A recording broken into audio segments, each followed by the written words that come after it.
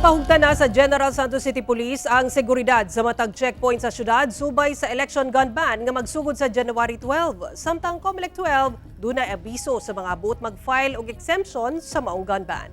Ani ang detalye?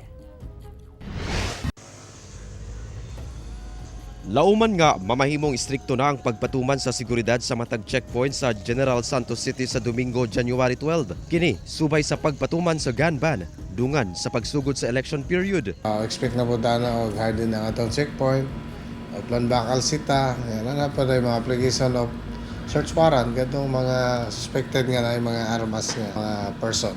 Sumala sa kapulisan, ang mga PNP ug ubang law enforcement agencies nalakip sa mga exempted sa maong gun ban. Mamahimo sab ma-exempt ang mga business person, lakip mga political candidate. Businessman, mga politiko nato, mga running for candidacy na naman sila exemption.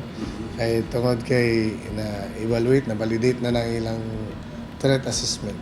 Apan, matud sa Commission on Election Region 12, gikinahanglan nga magkuha pa og Certificate of Authority to carry firearms sa mismong buhatan aron mamahimong exempted. Kung mga interesado o kanang gusto mo apply, they could download the COMELEC resolution number 11067. No? Mo na ang resolution nga na ang mga form na to, application form for the gun ban exemption. So, ang kinahanglan lang na sila LTOP, no? License to own and possess firearms.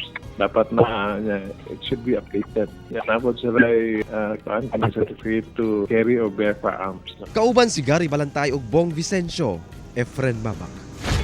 1 Mindanao.